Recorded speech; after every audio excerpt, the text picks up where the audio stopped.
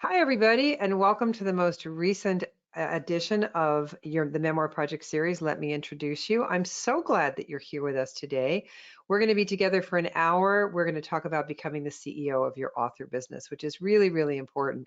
It's still a reality that I'm getting used to after many years in the business, and so I suspect for a lot of you, it's just an uncomfortable thing to consider. So we're going to hang out with Lorna Bailey and talk all about that in a minute. But first, I just want to make sure you all can see the screen and hear my voice. So in the questions box for the GoToWebinar control panel, if you would please just tell me if you can hear my voice, see the screen. All good, Martha. Hi, Martha. How are you? Nice to see you, these people here. Yes. Oh, great. Everybody. Hi, Stephen. Lots of people here I know. Oh my goodness, Deanna and Amy and Pamela. Oh, wow, wow, wow, wow. This is so fun. I love seeing names that I know. Jamie, hello, hello, hello, everybody. Well, this is great. Thank you for coming along. And we're going to have some fun today. So all you need to do is sit back and relax. This is being recorded. You will receive a recording of it tomorrow, pictures and words. And also, we now put everything up on the Memoir Project YouTube channel, which probably is in my name. We'll check with Lorna because she would know when I introduce Lorna. We'll ask Lorna all that stuff. But for now, as I said, you can just sit back, relax. I know this is a foreign concept to all of you that you're CEOs, but you are. And Lorna's going to talk you into it because she talked me into it about 8 years ago, and it's been good since.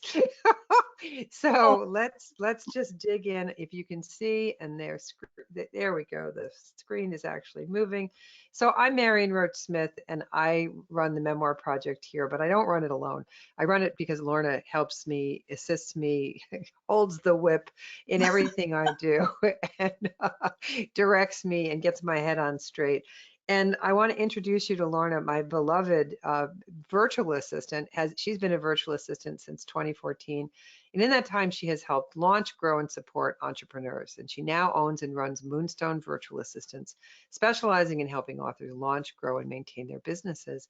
And you have all dealt with Lorna if you've dealt with anything at the Memoir Project. She answers the emails, she gets everything going. So welcome, Lorna. It's wonderful to have you to talk to like this. yeah, I'm so excited to be on the other side of things for once. And it's very strange and different, but I am really excited to help people even more. And I feel really honored that you would let me come on here today and share this presentation with people. And I hope it was a good decision that you asked me to come on here. So, I'm yeah. sure it's a good decision because what I remember is when I left the New York Times and I was pretty much a kid at that time in my late 20s and became an author, wrote a book, became an author, that the business aspect of it was completely just uncomfortable.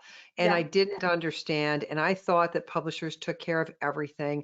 And I Mhm. thought all I had to do was write the book and hand it in, and there would just be money for the rest of my life. Right. That's not true. What happened was better than that was I got a writing life, Yeah. but that writing life has a lot of financial responsibility to it, and one that you so beautifully have really reinforced in me begins with setting goals, meeting those goals, and all that. So I think what I want to talk about first is, what's your response to this? Is it true or false that writers struggle with money even when they make lots of it? It's that constant balance of the starving artist, that there's always that concept of can I create something I love and adore and can I make money from it? That's always the question, right? And every entrepreneur has to face the realities of business. You have to pay taxes. You have to have employees. You have to begin outsourcing things as your business grows and grows. You have to have marketing expenses, all those things that are not fun to talk about, but it's absolutely false that you can be a successful author and destroy your soul in the process. Like you can absolutely write the books you love and have a successful and prosperous business. And I've seen entrepreneurs and authors do this over and over and over. And I'm excited to share today some of the commonalities that these folks have had in their businesses and some of the things that, we've implemented to Mhm. help their businesses grow even more while not sacrificing their art, their passion, what they love doing. And that's my goal as a virtual assistant always, is to get you back to the work you love doing. You know, Marion, you love teaching classes. You teach classes on memoir, personal essay, op-eds. That's what my goal every day is to have you focus on, is teaching classes and helping students. And my goal is to take care of the rest of it, the back end, the tech, all that fun stuff, you know. Mhm. But I have a client who's a dark mafia romance author. It's very niche, Hold very on. Dark mafia romance author. Everybody just take a minute yes, because you've told me about this before and I just love this phrase. So, yes, and we're going to talk a lot about this today, about everybody's got a niche, everybody's got a thing. These days you can really have what sounds like a very narrow experience. But now tell these nice people the story you told me about her success. yes. So she has a couple books out. She's completely indie, completely self-published, never been traditionally published at all. And she released her fourth book last Thursday, and that book hit the top 100 of the entire Amazon store. So not Mm, free Kindle, paid Amazon store as an indie author. And she didn't yeah. do it without, you know, all on her own, of course. She had some help along the way, and that's what we're going to get into today. But it's completely possible to be a successful author, indie or traditionally published. But like I mentioned, there's some commonalities between all these successful authors, and that's what I'm really excited to go over today with everyone. That's great. And I love that. And I love that story. And the whole idea, I still have when I do the things that my sister-in-law have said to me over the years, routine, my daughter always just goes, "Oh no, mom, don't do this." But I mean, I actually have a sister-in-law and I've been married a really, really long time who still says to me says things to me like, are you ever going to get like a real job? Because there's a lot you have to find the support where you can find it. And it Yes. isn't necessarily at home and it's Mhm. not necessarily in your own head all the Mhm. time. But Yep. the idea that you need the support is important. So let's just talk about who we are because not everybody on this call is yet published, but a lot of them are now thinking dark mafia romance author. What? You mean Yes. I find a niche, I start out, I make a little money, I build from there. So let's talk about who the various, there are people that make 0 to 25K revenue and Mhm. indie authors starting out. So that's what we used to call self-publishing, but we've remarketed this whole thing. It's now called indie publishing. And Mhm. with that, you have so much control and responsibility and choices and all that. You can be a big mass market or a mid-list mass market author making somewhere below 100 grand. You can make six figures, but what do all these people have in common, Lorna? Yeah, they all take it seriously as a business, you know. Mhm. Of course, you know, when the terms writing to market, there's different niches and genres that are going to be more profitable than others, and you're gonna have to work hard, but you're not gonna have to work as hard as, you know. So romance has always been an extremely profitable genre, no matter what. So romance authors still work their butts off to market their books and to get their books out there and to bring in revenue.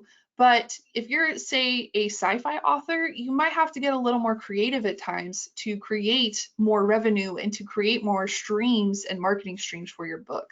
So I like to kind of break it down into these tiers of revenue that you see here on the screen. So Mhm. because the conversation is going to change once you hit each different level. So the 0 to 25K revenue is an indie author just starting out.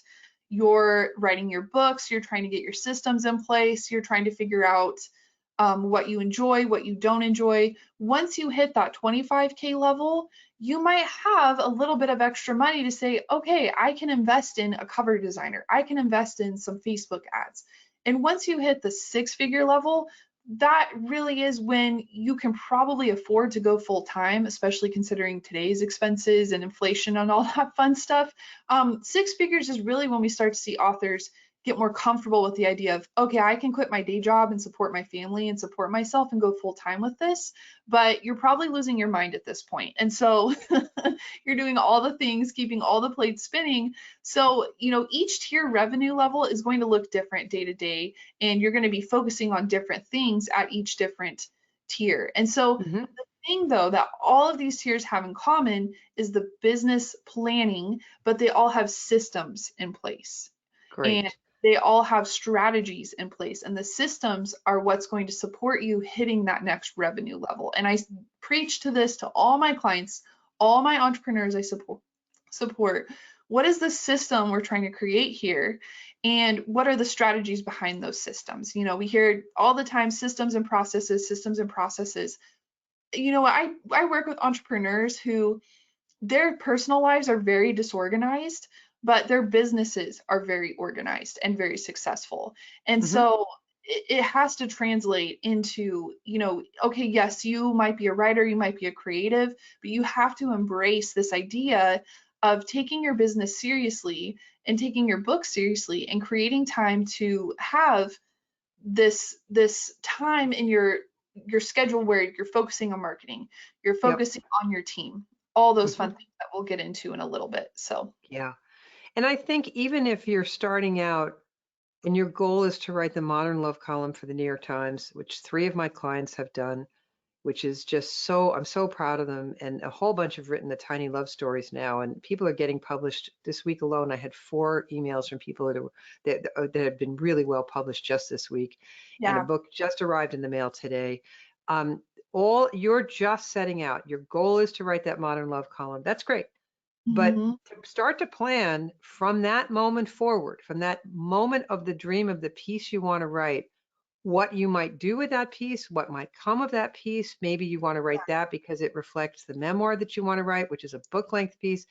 This Right. is no matter where you are in this writing stratosphere, we want to get your attention on the fact that you need to start planning. So, the question at the heart of all of this, because I was this writer and nobody thought I should quit my job at the New York Times. Nobody. And, can my author dreams come true? I bet everything on me when I was 26 years old. Yeah. Whatever dimes, I mean, I was couch, surfing the couch cushions for the coinage.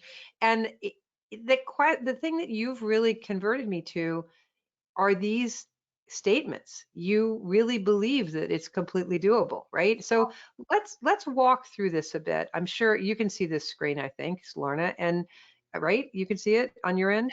Yeah. Yeah. Yeah. Yeah. Yes. So why don't you walk through these for people so they understand, and you can give them what you give me every day, which is that Yeah. real supportive mindset that your author dreams can in fact come true. Yes, absolutely. Yeah. And I have a tattoo on my arm from my favorite book.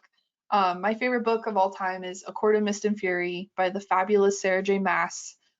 She writes romance, fantasy romance, romantasy. It's a new genre, if you will, Yeah, that has yeah. exploded, but I love her books. And the quote I have on my arm is to the stars who listen and the dreams that are answered. And I have that quote on my arm because I always want to remind myself that, yes, I can make things happen. Whatever goals I set, whatever it is I want to see happen, I can achieve that. And I don't ever want myself to get so discouraged where I forget that. And I try to really encourage all authors that, yes, your author dreams can come true, whatever that is for you, whether it's to support your family full time with your writing, whether it's to have your memoir in the hands of thousands of people, they're completely doable. But there's a couple things you have to do. And the first thing is you have to set the goals and then take action. All CEOs, because if you have a writing business, you are a CEO, have to set goals and they have to take action. That's what's going to set you apart from people who just, everyone wants to write a book. I think I heard a statistic the other day 80% of the population wants to write a book. That's fantastic. But how many of them actually do it? I think it's like 3%. It's not that many people. And so if you really want to make this happen, you have to get into a CEO mindset because a book is a product and we are marketing and selling this product. And I know authors get real gross and slimy and scammy when we think about these things, but what I really want people to do today is whatever image you have in your head of a businessman or a CEO. I know for me, I used to think of Elon Musk and, stuffy corporate board people and stuff. Get that out of your head. Get that out of your head. And we're going to build from the ground up what it looks like for you to be the CEO of your writing business. Because as an entrepreneur, you must never forget that you have complete control and authority, and you get to run your business the way you want. That's the beautiful thing about being an entrepreneur. So I know for me, when I set out to run and create my virtual assistant business, my big thing was I wanted to not have to get up to an alarm each day. I know that sounds crazy, but I had had countless jobs where I had to get up at 6:30 a.m., 7 a.m., and I hate getting up to an alarm. It ruins my day. It doesn't matter if it's a soft creak or something in a meadow or lovely classical music. I hate getting up to an alarm. And so that was my goal, was to structure my business, whether it's meetings or answering emails or whatever it was, so I didn't have to get up to an alarm. My body could naturally wake up each day. Whatever those goals are, they don't have to be revenue goals. They could totally be what your life looks like, because you have to start building that from the get-go of what you want your business to support your life, not the other way around. You do not want Right. your life to support your business, because that's going to burn you out and run you into the ground. So whatever stereotype you have of a CEO, put that aside. And I want you to sit down. Marion, if you want to go to the next slide, I think it covers this. Yep. I want you to sit down today after this webinar, and I want you to write your job description of what it looks like for you to be not only a successful author, but a CEO. And when you start writing this job description, you have to think about, what is it you love doing? So for most of you, it's going to be writing. It's going to be sharing stories. It's going to be writing your memoir. It's going to be coming up with ideas for more essays. It's going to be, you feel really passionate about some things that are happening in the world. You want to write op-eds. So what is it you love doing? Because I want you to keep doing those things. I don't want you to outsource the things you love doing, because then what's the point? Right. Maybe social media. Some authors love doing social media. Other authors absolutely hate it. So what do you hate doing? Do you hate doing social media? Do you hate formatting your book? Do you hate doing ads? Do you hate, whatever that is? What is it you hate doing? And then what does your ideal day look like as an author? Do you write from 9 to 12? Then the afternoon is spent marketing for a couple hours, and then the rest of the day you go hiking or go on a walk. Kevin J. Anderson, he's a very famous sci-fi author. He literally hikes while he writes his books. He dictates them into a microphone, and he goes hiking in the Colorado Rockies while he writes his sci-fi books. He's written for Star Whoa. Wars, X-Files, whatever. But that's his ideal day, is writing books and hiking at the same time. I just think that's the coolest thing. So what does that look like for you as an author? And then lastly, what are your values as a business owner? If you have young kids, it's so easy to let your business overtake your life, because you have to pay the bills. You have to put food on the table. It's so easy to lose sight of, you're doing this for your kiddos. You don't want to, let it overtake you, but it's so easy to let that happen. So I know for me, I don't work with jerks. It's never, ever worth the money. It never has been, never will be. So I only work with people that I know are good human beings, and they run their business ethically, and they treat their employees, their customers ethically. If I even get a hint of something slimy or weird going on, I immediately nip it in the bud and talk to my client about it and say, hey, what's really going on here? Because I know my value as a CEO of my virtual assistant business is I don't work with jerks. So what are your values as an author? Are you passionate about creating stories that are inclusive of certain communities?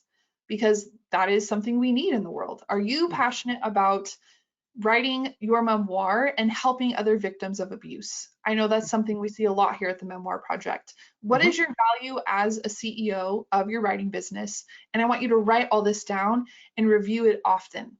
Mhm. Keep this in mind, because as you build your business, we're going to start offsetting some of these things you hate doing, and you want to make sure you keep the things you love doing close to you, because that's going to be really That's important. such a good breakdown. And I can relate to this. When I got this opportunity to write my first book when I was in my 20s, what I wanted people to do was to care about this, what was going to be this worldwide epidemic of called Alzheimer's disease. Yeah. I wanted people to care about it because nobody knew what it was. Doesn't sound possible, but that was, so you're speaking very, very directly to everyone on this call. They have an issue. They have a story. They want people to care about suicide. They want people to care about abuse. They want people to care about learning to meditate. They want people to care about the dog that they adopted in COVID, and now they're kind of struggling with dog ownership because they had to go back to work, but Yep. they want to write that op-ed that Mhm. says, you know, I got to see my way through it. Because I just went to my local shelter the other day to donate a cage, a dog crate, and they told me they're overrun with people giving back the dogs that they adopted in COVID. Oh, You know, and it broke my heart. oh But my God. but the CEO is right there in the what do you care about? What are you going to write about? What's the widget you're going to produce? Because books really are, in terms of the publishers look at it, it's a widget. It's something they have to sell. Yes. Or in the indie world, it's something you have to sell. Or Yeah. even better put, it's something you get to sell. It's Right. your product. But are you going to be comfortable designing your jacket? Are you going to be comfortable doing the development of the distribution plan? Mhm. Maybe not. So I think this is just so important that everybody here convert themselves while we're having this conversation to understanding that when I started out, it was, I just want someone else to care about this disease that's killing my mother. Yeah. And that's where my business began. And Yeah. then it was, Houghton Mifflin did a nice job, but they didn't do all the promotion. I did a Mhm. lot of the promotion myself. Did I love it? Did I hate it? Did I know how to get myself on the Today Show? No, they got me on the Today Show. That was amazing. Mhm. But in my next book, I got me on the Today Show, right? That was because you keep the connections or whatever. There's lots and lots and lots of pieces of this that you get to do. But if you're starting out right now as an indie author, you have to start to think about all the ways that book is going to get made, not just written, but made and in the hands of readers. And there's so many pieces of that that you may or may not like. So that's just a great breakdown, Lorna. I love that. And I think everybody's stepping up right now going, oh, I'm a CEO. So we're talking about project management, really, when we're talking about getting that piece, that modern love column in the New York Times that you think is an extract from your book that will attract an agent to get you a publisher. You are already on a project management place, right? Yes, absolutely. Yeah. And traditional publishers, any author you meet, they have systems. They have systems in place. This is my marketing system. This is my and I like to break it down into three spokes of a book. Okay, so there's writing the book. You have to have systems for writing it. Marion, that's what you teach. Mhm. Here's the system to write your memoir and have it make Yep. sense. Yep. And that Structure, was my structure, struggle. structure, structure, structure. Yep. Mhm. Absolutely. You have to have your publishing systems. Okay, so that's actually getting the dang book out there. Are you going to distribute it through Amazon, Ingram Spark? Are you going to try to have an agent? That also includes your cover design, your formatting, keywords, categories. If you do go through Amazon, what is that? What do your systems look like for that? And then your marketing systems. Okay, so I try to break it down to three different spokes on a wheel of a book. There's the writing, the publishing, and the marketing, right? Within all Yep. those spokes, you have to have systems. And also, too, you have to think about yourself as a business. Businesses solve problems, right? So think of that with your books too. What problems are your books trying to solve? Because that's going to Hmm. help you create those systems within your business as well. So within project management, I know this is also a scary term. I don't even like being called a project manager because it sounds boring and gross, right? But it doesn't have to be boring and gross, and it's an evil necessity to running a successful business. So some of this might include who's supporting you. So you might have a fantastic editor like Marion. Marion edits memoirs. You could start building a relationship with an editor, and they will be your go to person that supports you with your books and making sure that they are, and this, of course, falls within your writing scope. They are going to make sure your book makes sense. And you could also start thinking about cover design. So even if you are traditionally published, you still work with a cover designer. That is someone who's going to be supporting you.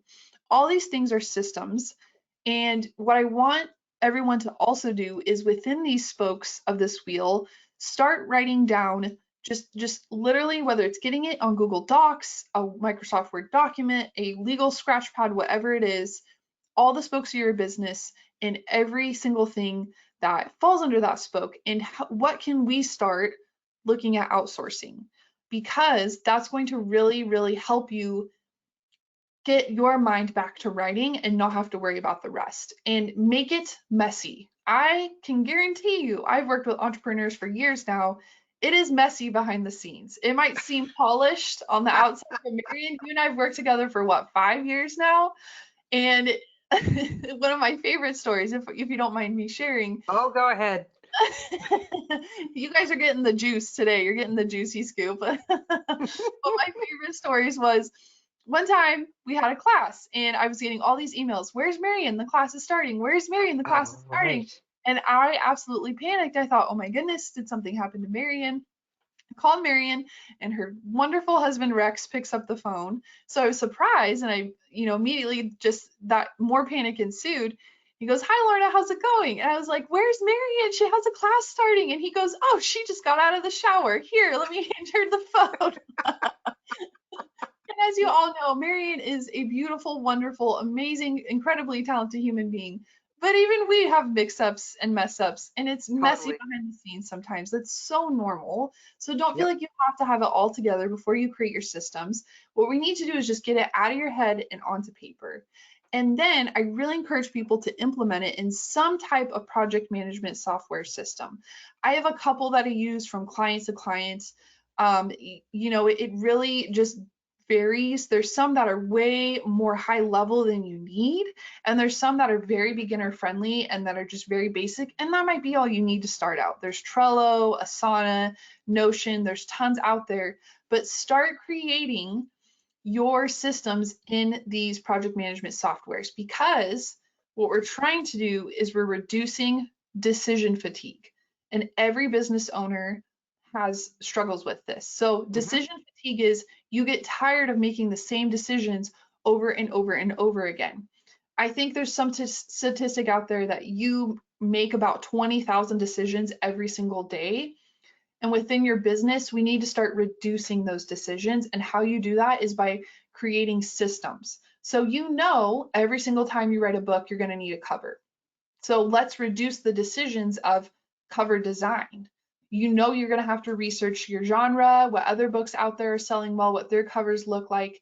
Start reducing those decisions by documenting these things. So that way, when you go to create your next book, you're not like, okay, what all do I need to remember? It's already set out there for you in your software systems and your project management software system, whatever it is you choose to use. So, Hmm. and that gets us into the next slide, Marion, if you don't mind going to that one.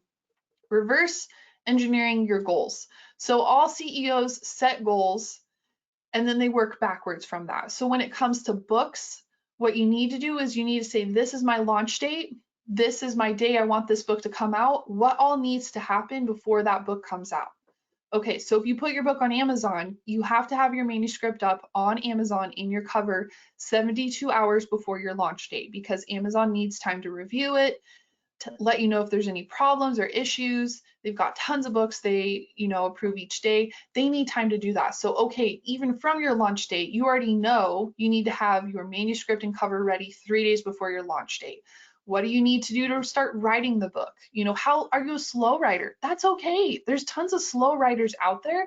There's other writers out there that they write a book every 2 weeks because they're fast. But of course, they have their systems in place because every time you're releasing a book, you're essentially releasing a product, and you don't want to be making these decisions over and over again. So reverse engineering from your dates, and I always encourage people to lay out your calendar before the year begins. So what book do you want to come out with when? And be realistic. Mary and I were talking about one of the authors I've worked with before. She has 5 children and she's homeschooling all of them, but she wants to write sweet romance, which are mostly just, Christian romance, those types of books. That is her dream, is to be a sweet romance author. And so we sat down and I said, okay, realistically, with your time, homeschooling, being a full-time mom, taking care of a household, how much time do we really have each day to write and work on these things? And you just have to start with what you have and go from there. She has maybe an hour a day to sit down and write and then do a little bit of marketing, and that's okay. She's working with what she has. Hmm. So start with your date and reverse engineer from there. And if you have your publishing system worked out already, it's really easy to do and it just makes it a lot more easier to achieve your goals. Yeah. So yeah, that kind of, Perfect. oh, go ahead, Yeah. Mary. No, the reverse engineering thing is what it's all about. And I think people that are thinking in the traditional publishing model think that all I have to do is write it and hand it in. And Yeah, that's just not true. And it's not that it's not true in a bad way. It's not true in the best possible way. You have a lot more control than that. You have a lot more control, even if you get that book contract with Simon and Schuster.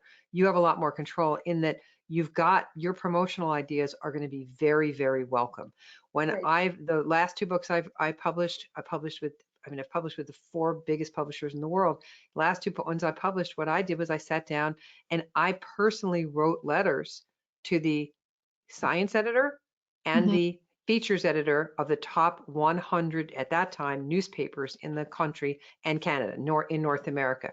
And I Wow. got tons of feature pieces because of that. I was Yeah, giving them really good story ideas. One, right. the book was about the redheads and the book was about the forensic science. This was, you target the people you want to appeal to. You don't sit around and wait to get book reviews, right? And the same thing is true if you're an independent publisher. You've Yeah. got this wonderful, broad relationship with the potential readers that you can start to think about. And again, if you want to publish a memoir and you can knock off a couple of op-eds and a couple on a modern love column or the equivalent on a large website that attracts the attention of an agent and editor, you've got to be ready to say yes when Hmm. they contact you. If your tagline says Marion Roach is at work on a memoir, when that agent contacts you and says, how's the memoir going? You want to have a bit of a sense of it's going to be done January 1st. Yep. I'm going to deliver it, right? It's not like, oh, well, it's not going very well and I don't have any. You're done. That conversation is over. Yeah. So get Completely. ready, right? Yeah, Yeah. absolutely. Well, and here's the thing, even if you work with an agent and you work with a traditional publisher, publishers are businesses. So they Yep. have to make money. So if they're working with an author who's flaky, they're not meeting deadlines, they're not going to necessarily make money off this person because they're not reliable, they're not dependable. That freaks them out. But if you are someone you meet deadlines, you are reliable, that is going to get you so much farther ahead out there from these other authors who just cannot meet deadlines. It's a business. It's a business. And even if you self-publish your book, your memoir, whatever it is, you have to take yourself seriously, because if you're not taking yourself seriously as a business with your own deadlines, then it's going to be really hard for readers to rely on you and depend on you to do what you say you're going to do. Yeah. So Yeah. with That's a really good point. yeah, and I've recently worked with three big authors here who had memoir, all of which were way overdue to their publishers. And they kind of came to me and said, hey, can you help me? And sure, but here's the deal. If you got a book advance and you're overdue, you're losing money. So yeah. let's just say you got a six-figure book deal for your memoir after you published a modern love column, right? Wow, I got 100 grand. Oh my goodness. Well, a third goes to taxes, 15% goes to your agent, and you get paid in thirds. You get a third upon signing, a third upon turning in the manuscript, and a third upon publication. Mhm. Now, if you take more than 6 months or a year to write that book, do the numbers. Now you're talking about a $27,000 a year salary as Mhm. opposed to 100, right? Yes. It's it's not in your best interest not to have a system in place Yeah. to meet those deadlines. Yes. So what does CEO mean, Lorna? So I always joke, it does not mean that you are the chief operating officer of everything, right? Chief everything operating officer. No, no, no, no, no, no, no, no, not in the slightest. All CEOs that we know don't do all the things, right? So what does being a CEO means? It means that yes, so when you're an author and you're a CEO, you are the face of the brand, right? You are writing the books, the people love you and they love your books and you're writing. And but what a lot of people don't realize is, some of these big authors, they have so many people supporting them behind the scenes, which is fantastic. And that frees them up to focus on what they love doing, which is writing books. Because writing books is the product, and that's what's going to produce your revenue. That is what's called a revenue producing activity. And so your goal as the CEO is to focus on those revenue producing activities. And of course, with your systems, hopefully we have a writing system in place, and you are really the only one that can write the books. Of course, there's authors out there like oh, what's his name? James Patterson. He Hmm. writes famous legal thrillers. He comes out with books like no other, but people don't know he has like 5 ghostwriters that support him. So Hmm. he still plots out the books, comes up with the ideas and the characters, but then he hands those off to his ghostwriters and they actually write and produce the book. That's a Hmm. system right there. You don't Yep. have to get to that level if you don't want to. You know, if you want to be the only one who writes the books, that's okay. Again, like go back to what your vision of being a CEO is, but you know, at some point you're going to be losing your mind doing all the things, especially if you're just starting out, you're at that low revenue level where you don't necessarily have a ton of money to invest into getting help. But I cannot emphasize enough how just farther ahead you get when you do invest in help. And I've talked to lots of entrepreneurs, lots of authors that have told me over and over again, one of their biggest regrets in business is not hiring help sooner because they know they could have gone a lot farther. They could have had a lot healthier lifestyle if they had hired help, not necessarily from day one, but a lot sooner in their business. So, Marion, if you don't mind going to the next slide, I think it's good to think of yourself in a CEO mindset and look at your job description. And you need to start thinking of what can I outsource? And you don't even have to hire a crazy professional cover designer. There's amazing cover designers out there that will do covers for $100 and they're Hmm. perfectly fine.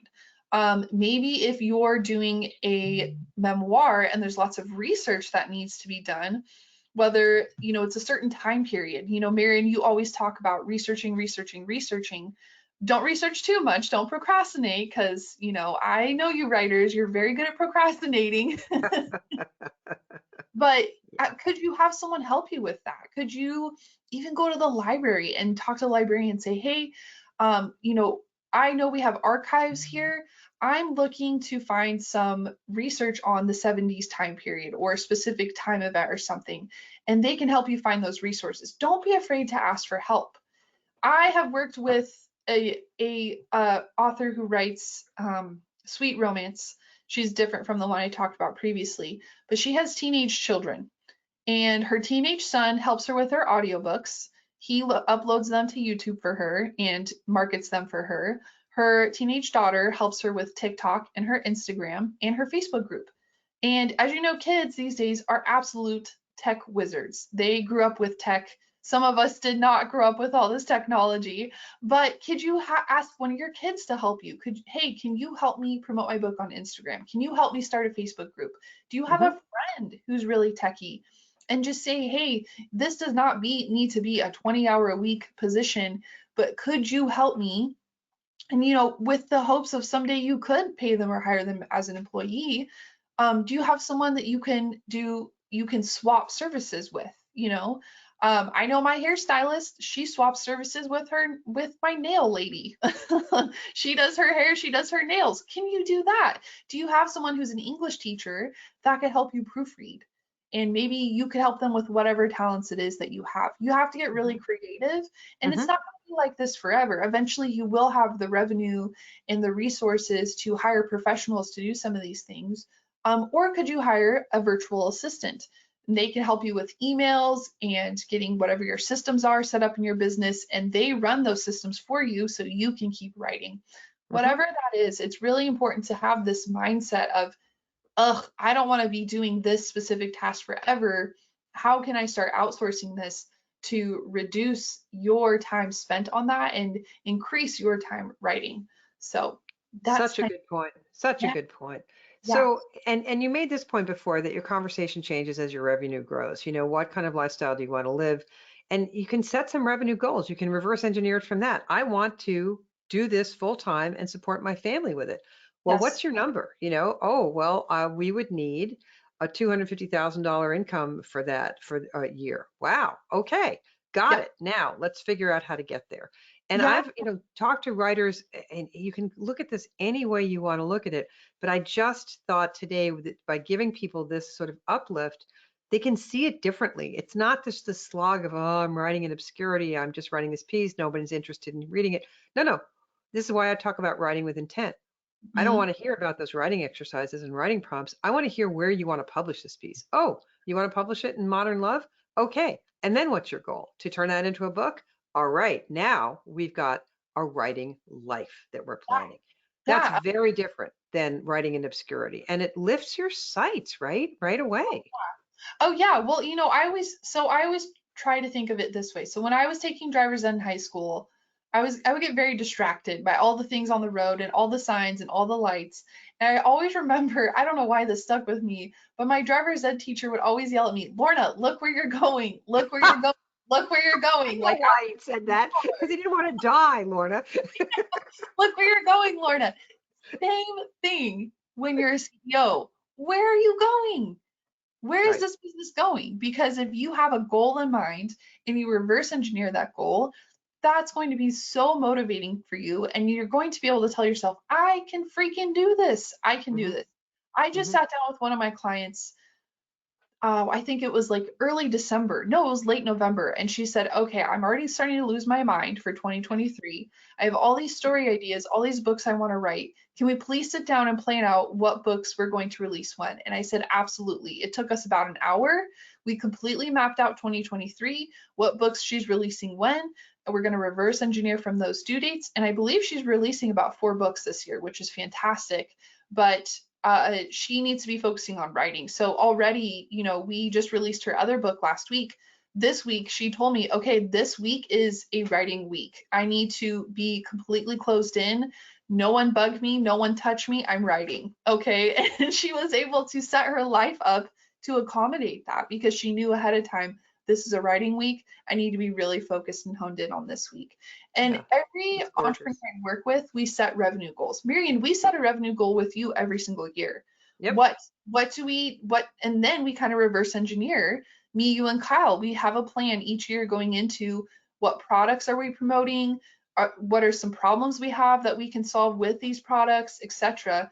Every entrepreneur has to do that. And guess what? If you don't hit your revenue goal, the world does not end. The No, but world it's a wonderful way to look at it. And is. we try to do everything with excellence here, and that's is just a really important thing. And all the writers that come here, I know, want to write excellent pieces. And it's Yes. not about diminishing that, but it's about thinking about it in a way that gives the control to you. So I know that when people go to hire a virtual assistant, and we want to leave time for questions, so I'm looking at the clock. I know that if when they go, as we said, the conversation changes as your revenue grows. When they go the full virtual assistant route, there's all kinds of services. These are the ones that you offer in Mm, your business, and yeah. everybody can have a look at these. But what I want to make sure that everybody gets to know is that you've got a course coming up, and it's on author systems and strategies. And I'm going to put the chat because I always like to give everybody who comes to these something to take home. It's their take home.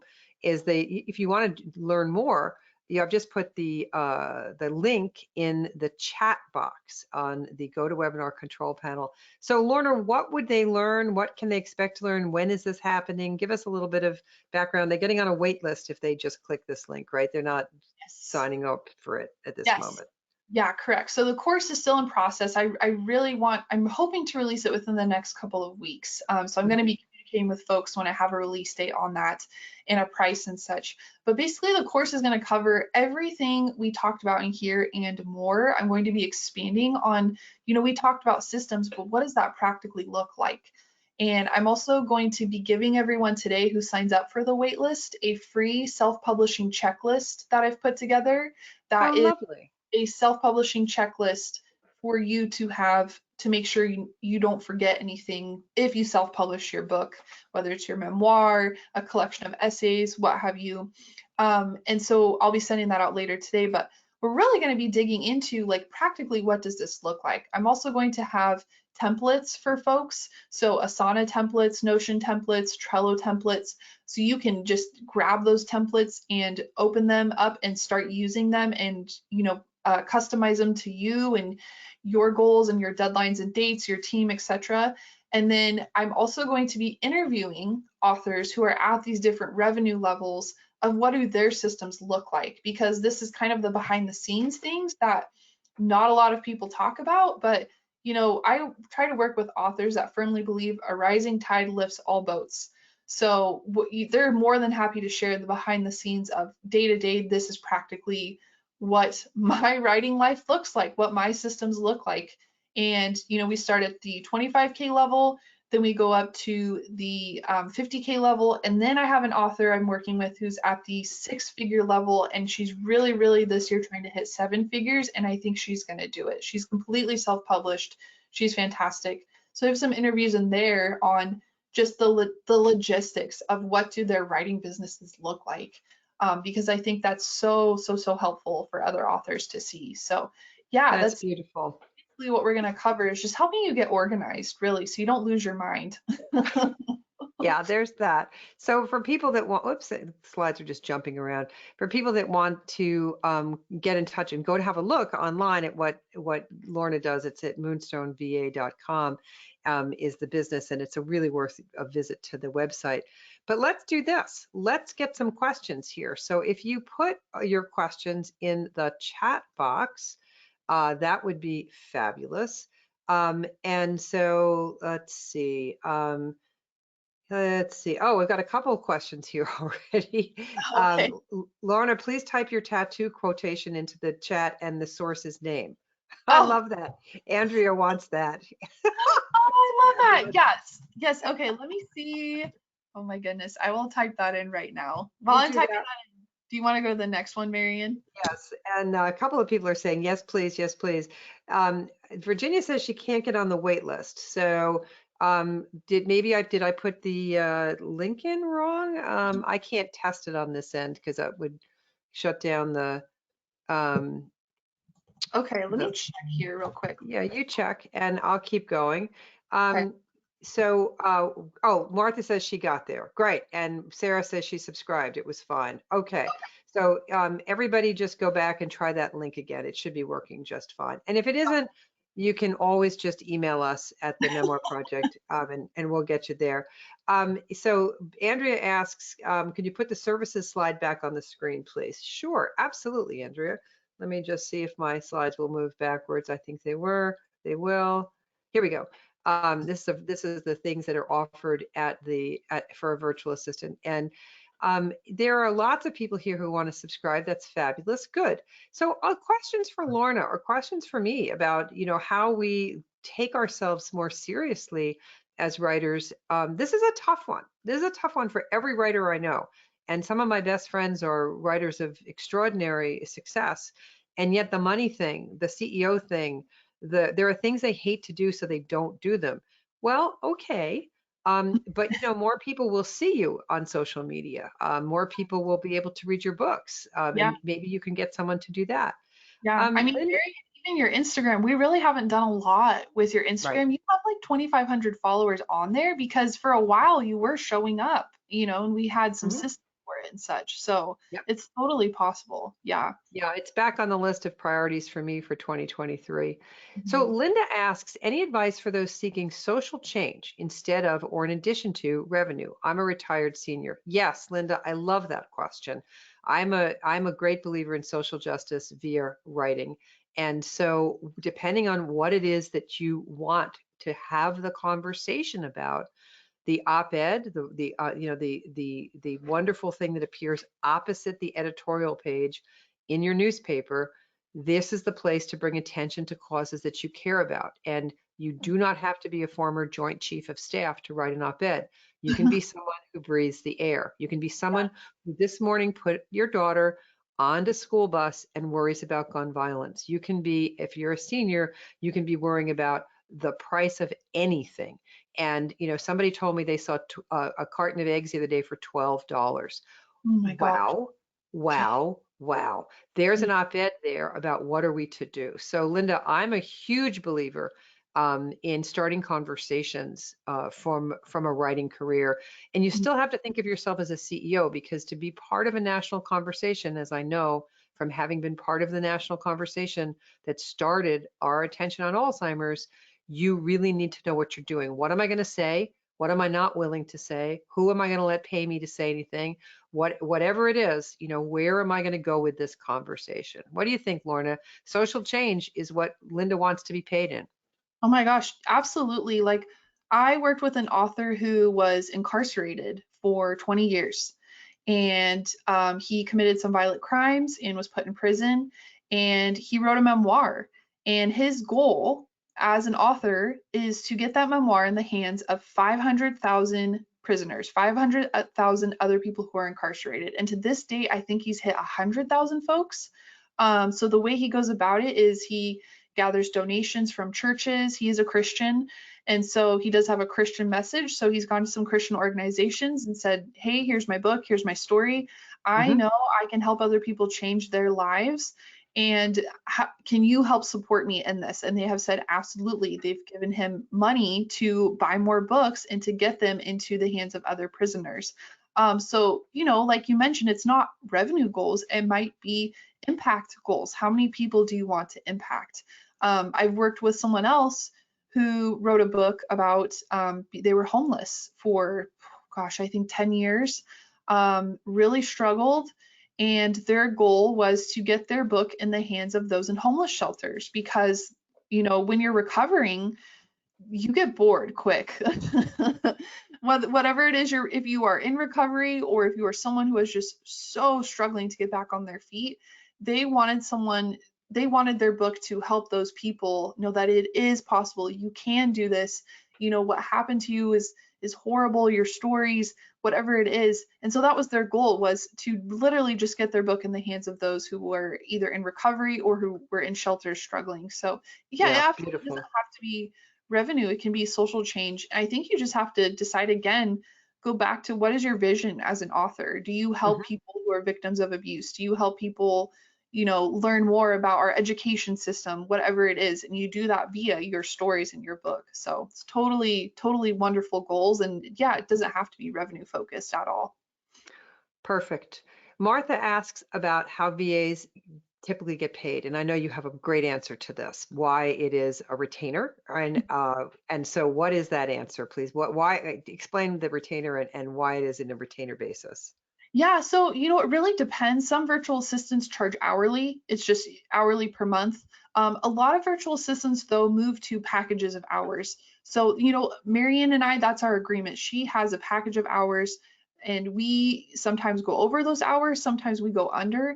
I've found that throughout the year it evens out. So we have very busy seasons where we launch courses, we launch products, we have the master class, lots of emails, lots of logistics, we have the podcast, but then we have seasons where we don't have a lot going on. Marion takes July off each year because goodness knows she needs a break and she deserves every day of that break.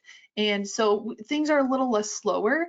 And the retainer model for a lot of VAs is makes it so it's a predictable expense for their clients. So you don't have to worry, I ran out of hours this month, but I still have all these things I need your help with. Or, oh my goodness, we have this big project coming up and you were 10 times more expensive than you were last month. A lot of VAs will do packages of hours or a retainer model, and they are their own business a lot of times. So they usually will invoice you through PayPal or Zelle or whatever it is.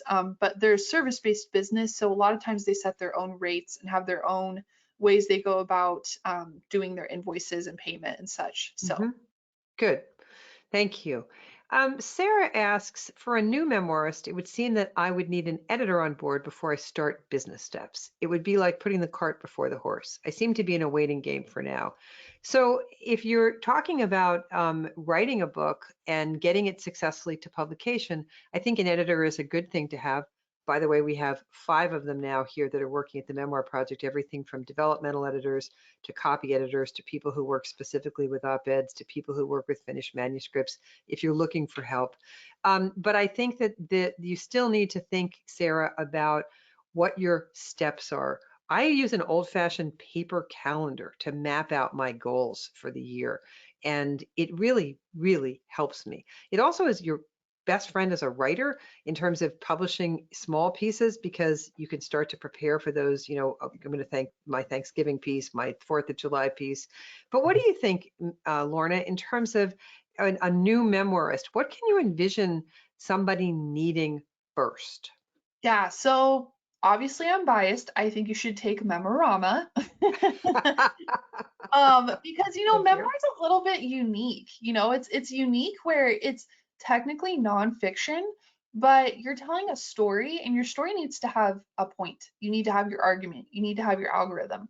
So, this is a craft. Writing is a skill just like any other business. You are perfecting your craft, just like a cabinet maker perfects their craft. A lot of fiction writers will take courses on plotting. And there's various ways to plot fiction books out there. There's the snowflake method, the save the cat method. Studying those, and with it comes to writing memoir, Marion has her own way of teaching it, and it's a very successful way of teaching it. It's what's helped her become such a successful memoir author. Where the editor comes into place when you're writing memoir, I think, is after you have your argument and your algorithm established, because your editor is not going to be able to help you craft your message if you don't know what that message is. Hmm. So I think too, it's hard for editors to edit things in pieces.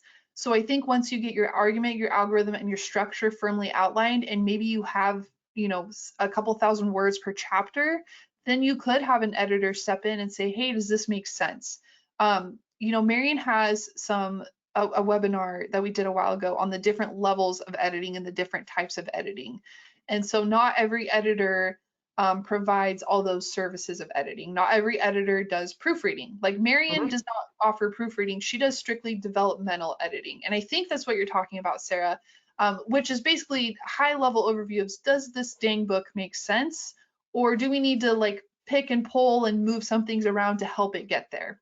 Hmm. So, I Yeah, think, Sarah, I know Sarah's taken courses with us, and yeah, because I recognize the name. So it's so at this point, she says she needs a high level editor. We have a wonderful product that we sell called the Memoir Map, which allows you to have a one-on-one conversation with me, mapping out your book. And then the best thing I advise people to do after that is to go to one of our developmental editors with that Memoir Map. So for those people that are, but we're really not trying to sell stuff today as much as I just want you to, start thinking of yourselves as a business. But Sarah, anything we can do to help you, we will absolutely do. Scott asks, and probably this will be our last question. Scott asks, I'm interested in starting a series of writing courses and looking for online platforms that don't take too much of a bite out of the fee tuition. Is this something that Lorna's VA service can help with? yeah, totally. So Marion, I love and adore Podia, Hmm. um, ODIA. That's where I have my course hosted on, and that's what we use for Marion's courses. We can totally help you get your courses on that platform and help make sure they're all in ship shape and everything you need. So definitely, reach out to me on the website. Even if I can't help you, hopefully I can point you in the right direction. But Podia is fantastic. It's a monthly fee. So I know a Hmm. lot of course platforms are a monthly fee and they take a little bit of a fee every time you make a transaction. But Right. Podia is strictly a monthly fee. They have wonderful customer service. I have nothing but good things to say about them. So I highly recommend Podia. That's great. So, Lorna, I just can't thank you enough. This was just Yeah. fun and vital and informative. And I think we've probably converted some people to thinking about themselves as CEOs. I want everybody to take themselves seriously. I want them to meet their goals. I want to read these books. I want to read these columns. I want to read these essays. And Lorna, you've helped so many people see themselves as that. So thank you so much for coming along today and spending this hour with us. Yeah, you bet. Thanks for having me on, Marion. And guys, if you have any questions, whether it's memoir related or not, please email us. We're here to help you on your writing journey. So more than happy to help. Thank you, We Marion. absolutely are. You're welcome, Lorna. Thank you. Thank you, everybody. Come back and see us at the Memoir Project. Write well, stay safe, and enjoy this writing life. See you soon. Bye.